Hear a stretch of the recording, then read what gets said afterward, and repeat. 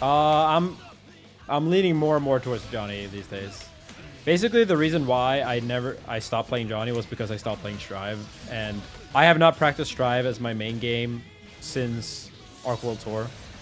So I've just been I've been playing like 2 hours of Strive every week or something, and just playing it at tournaments. And when you play that little, obviously I don't have time to learn Johnny because I was focusing on City of the Wolves. Now I'm considering putting a bit more time into Strive because City of the Wolves is so dead. Like, there's genuinely so few players in Europe for that game that even if I wanted to play it, I just couldn't. And learning new characters is a good experience, right? So I don't even necessarily think it's like actually optimal for me to play Johnny, let's say at EVO. If I just want to win EVO, it's probably better for me just to stick up with Happy Chaos and try to tank the bad matchups. And obviously Johnny could be nerfed in the next patch, since people whine about him a lot. But for me, it's kind of this like thing where like I'm mostly playing Strive to just learn and prepare for the future games that will matter more. So playing a character that's a bit newer and just picking him up and mercenarying him a little bit could be good practice, you know. Actually, let me do that. I think my life probably would have been worse if I wasn't allowed to go to Smash events, but they couldn't. Like, that's mostly due to good RNG rather than it being an objectively good decision to let your son go to a Smash tournament. And I do think that we could be doing more as a community to make sure, now that we have had events for longer, that maybe they should be like better for kids to attend, right? But it's like, it's almost like an impossible task when there's no like official governing body, because one event can be safe. Most of the events I went to as a kid were probably completely safe, and most of the people were fine. But then you can go into one hotel room at one singular event and be scarred for life, right?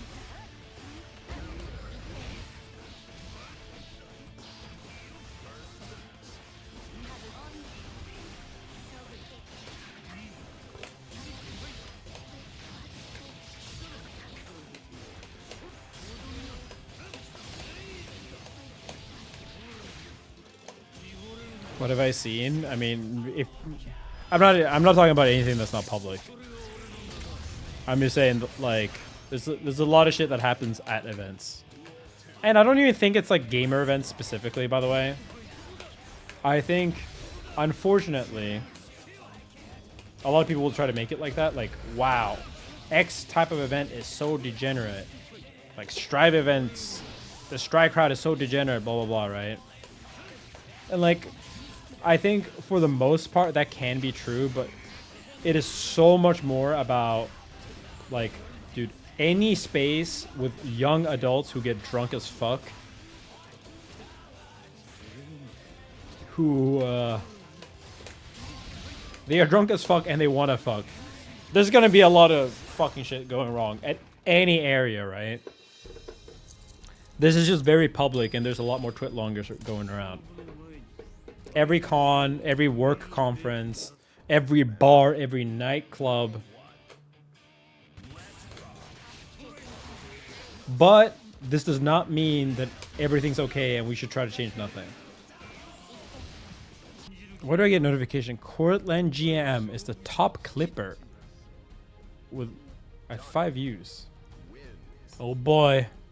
Am I the only one who feels like clips just have like lost almost all their like fun part?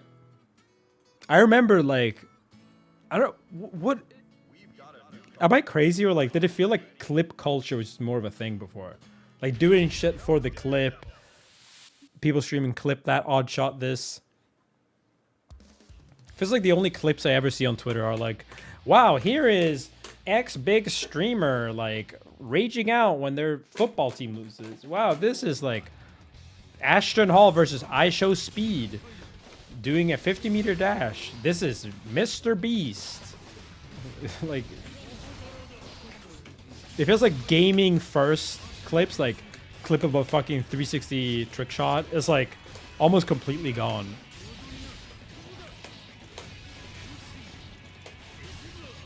It seems like it's all about drama now, yeah. It's probably because of shorts culture. Like,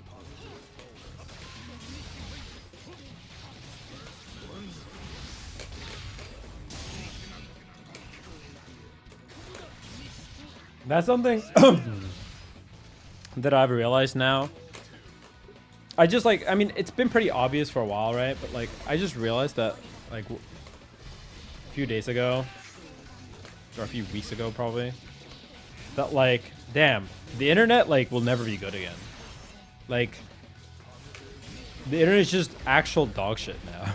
And you probably can't put the genie back in the bottle because of like AI and shit like that, right?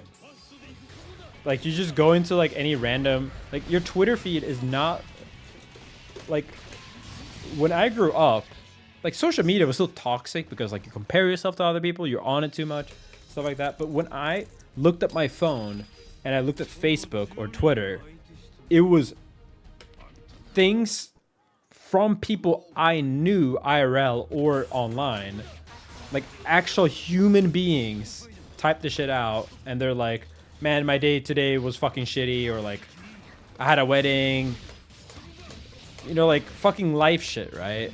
Like diary shit. You still felt like you were interacting with real people. Maybe a celebrity was typing and you're like, wow, they're sharing their day or something like that.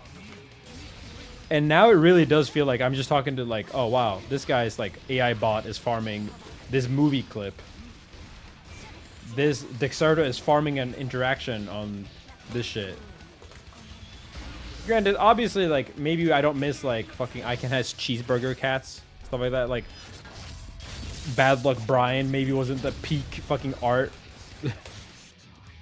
Not saying everything is worse now, but, like, it did feel like it was, you got a bit of a social kick out of it, you know? If I went on Twitter or I went on Facebook, I could feel like I was actually like keeping in touch with my friends, at least to some degree. It's never purely that, obviously, and a lot of it was still like the same type of dopamine, like, oh, look for a funny video, look for a funny joke, right?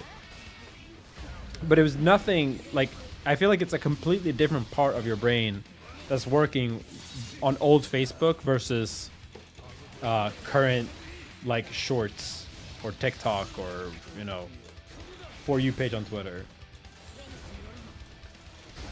And we'll probably never be able to go back because shorts is just like dopamine hacking to the max, right?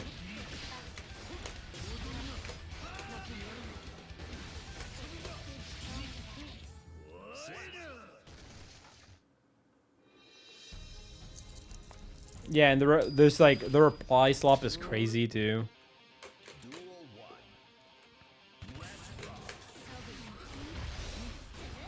Like, unironically, it feels like if you don't talk to someone like in an instant form anymore, like a Twitch chat, something like that, there's just like a really high chance that what you're talking to is not an actual person, but like an AI bot, or at least something that a person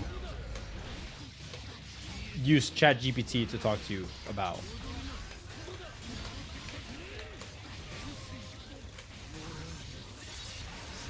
So I think it has further reinforced my appreciation for touching grass and going outside.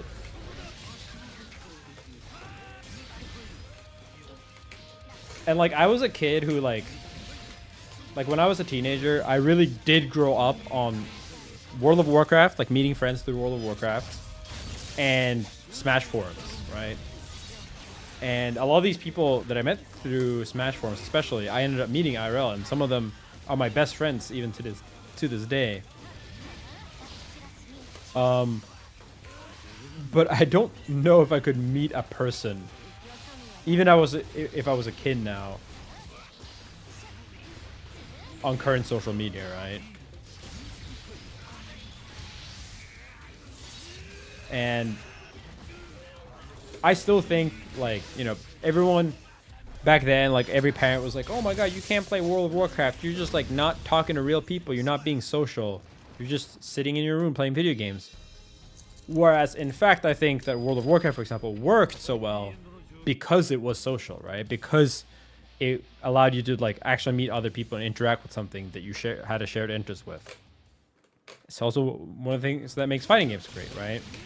But I've realized more and more that, like, the current internet just doesn't have that.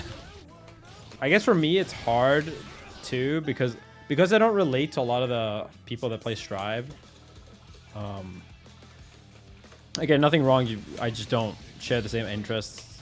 I don't like talking about the game the same way. Obviously, most people are not trying to go pro or pro esports players. Just fine. It's just, it is always nice to talk with people that do the same thing as you, right? That's something I miss from, like, Melee and other periods. So I kind of miss that, and that's what been one of the very cool things about playing City of the Wolves for me, because it kind of made me remember that, no, yeah, actually, these people like me do exist. Maybe a lot of us are old and we might not be the norm in a couple years, but there's still some boomers around. It's not completely dead yet. Yeah, it was really cool. Like, the City of the Wolves, like, tour is like a, I mean, it's kind of like a gold rush. Like, it doesn't feel grassroots and genuine in the same way that, like, let's say go into like a Smash tour, you know, a regular like esports tour where people just trying to qualify, right? Because genuinely a lot of people do not like City of the Wolves and just do it for the money. But it has been very cool to just see a lot of the old people back at it again. And it has been very cool to just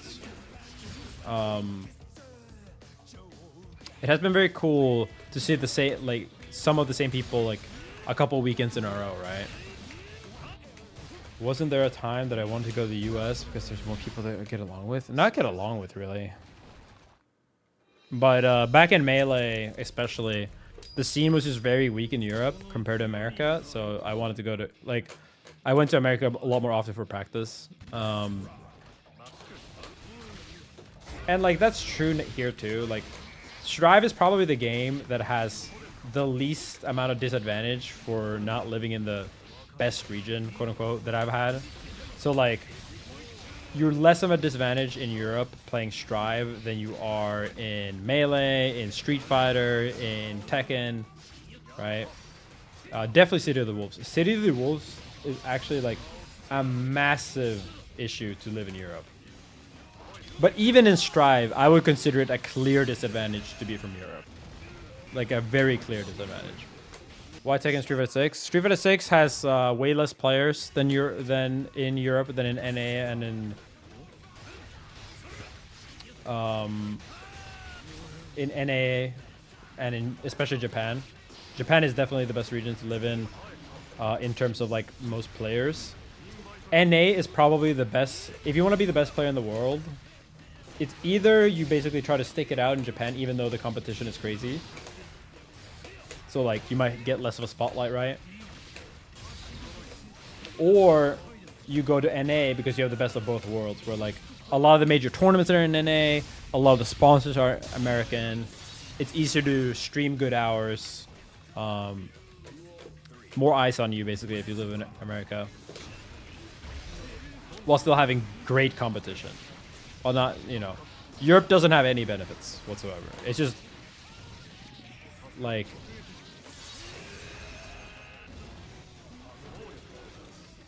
and in Tekken, like, Europe is just weak. It's just the weakest region.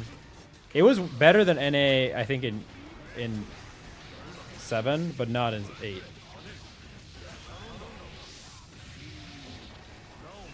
I can't even think of, like, a single sponsored player either.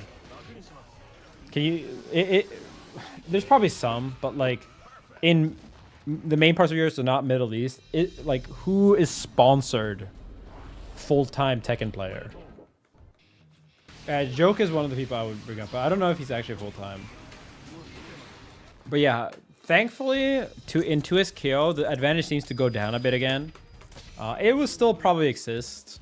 But because I can play on East Coast servers, it makes it a lot better.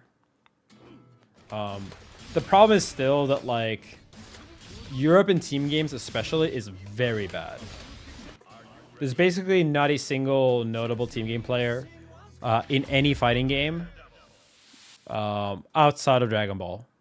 And even Dragon Ball, it was only me and then French and Spanish people later on, essentially. Like during the first couple of years, it was mostly just me and Shanks. And in City of the Wolves, it's pretty dire. The only people that were sponsored and traveling for City of the Wolves in EU was like me, Mystic, and Dai. And Mystic and Dai both had like the type of contract where like they're only sponsored, you know, to try to qualify for EWC. And now that that's over, their sponsors won't keep them. Which is a generic contract that a lot of people had. But there's a lot more people from other regions that got that same deal. Like a lot more. So they obviously had way better chances. Like, it was pretty funny that, like, you know, in the European tournament, there were no Europeans at both Brussels and Hessen Crash. It was just all Asian players. Asian and Mexican.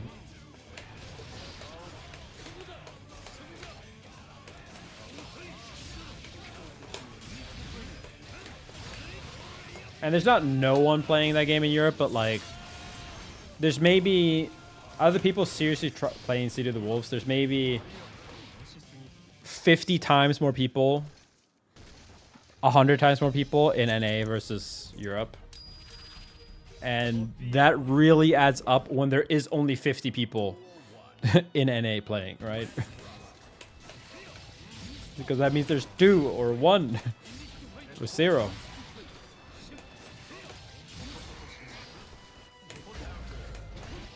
No, I think there's 100 people playing relatively seriously in NA. Like, people that go to tournaments, for sure. There's 100 players.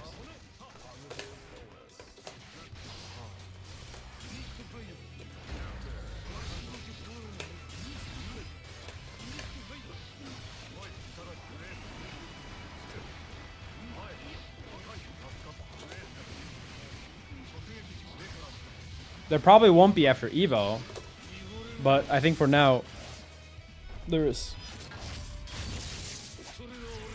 There's a funny part about City of the Wolves that, like, so many people signed up for CEO and EVO before the game actually came out, and very few people actually played it. So there was a lot of casual setups free at Combo Breaker and CEO, and will be at EVO, because they have to have like enough tournament, you know, enough setups so that they can run the tournament in case everyone actually plays and no one DQs. But a lot of people DQ, or even if they enter, they don't play casuals. So as soon as pools are over, there's just like 16 setups free. And it's not even because the scene is lazy or anything. Like, there's actually the people that are sponsored to play, I would actually say, are very dedicated. People go, you know, get there and warm up and stuff like that. I mean, there is $4 million on the line, so that makes sense. Subwoofer playing with game in 1 week. It wouldn't prove anything. If anyone plays Potemkin now and doesn't think he's the best character in the game, they are too far gone and will never learn. Or at the very least will not learn. Like, and it's also not one of these things where, like, yes, I could play Potemkin. Yes, I could find a lot of useful tech, but that would just make it easier for them to win. And, like, wow, I can hit a fucking TOD from, like, a 6H round star. Okay. We hopefully everyone knows that Potemkin can do that already.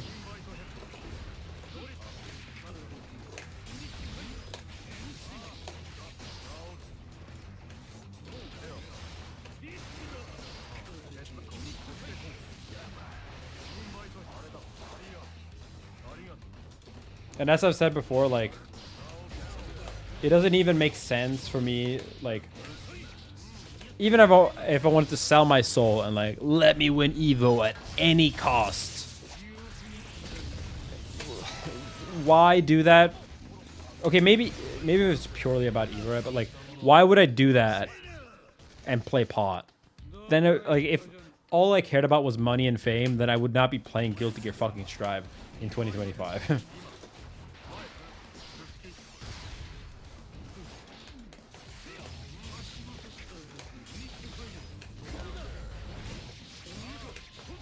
This game, its existence is a compromise for me. It is warm up and keeping myself warm for 2xKO. You know, trying to win a couple tournaments because I like winning tournaments, but not because I like the game. Some people do, and that's great. I have felt like a very strong sense of I do not fucking belong here.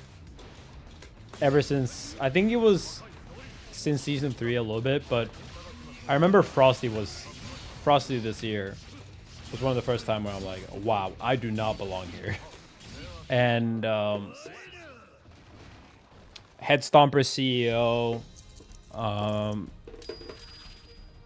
not so much EVO Japan, but EVO Japan is like very different because it's fucking like, it's in Japan. Like, I do actually not belong there. I'm actually just a tourist. Hessen Crash, all this stuff. Like, this game is not for me whatsoever. Whatso-fucking-ever.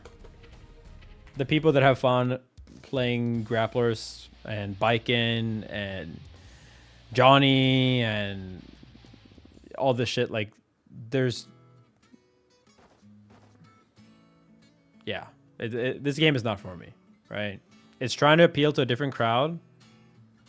That's fine. But it's very not for me. I do not belong here.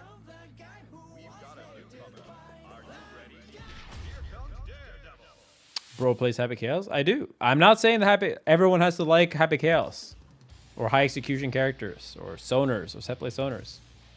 I'm only saying that I do not fucking like Strive and I do not like what it's trying to appeal.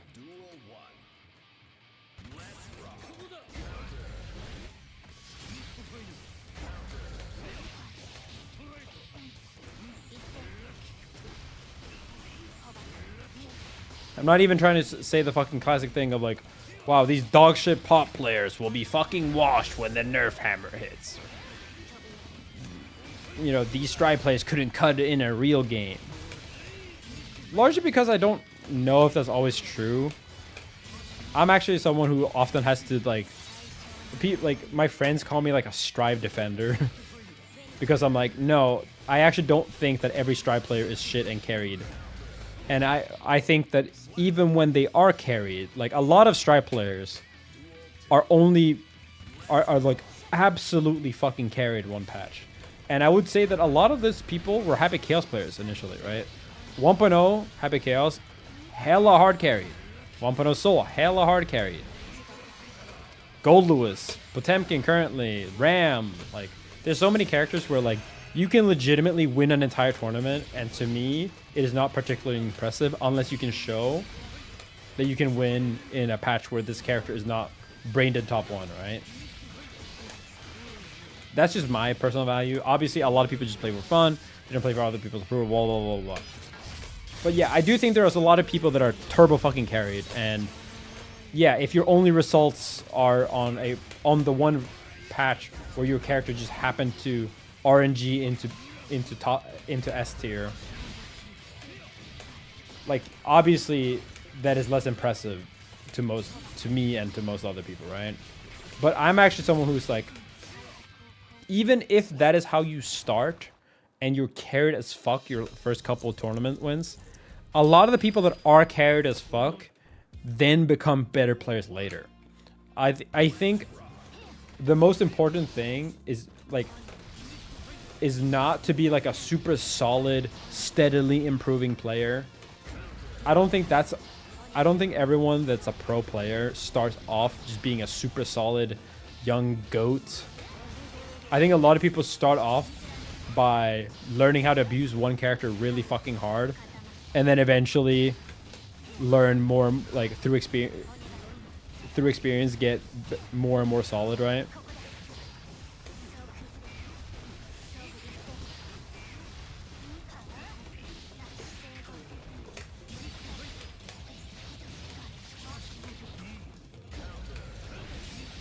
Feel like I never started like that though. I don't think I did either. I think I was always taught very hard, like that playing solid and playing the right way will get you more results in the long run. And I do still think, by the way, that is quote unquote the best way to learn, right? To learn fundamentals and solidly, right? But I do also think that you can go too far in that direction, right? And I do think that you can learn by just being like an idiot for a while and then eventually becoming good. Or eventually becoming solid, rather. No, I don't. Do you think Strive is at a state where it doesn't need huge balance changes and can just straight, or doesn't need huge changes, just straight up focusing on balance? No. This game is fucking terrible right now. A lot of mechanics need to be overhauled completely.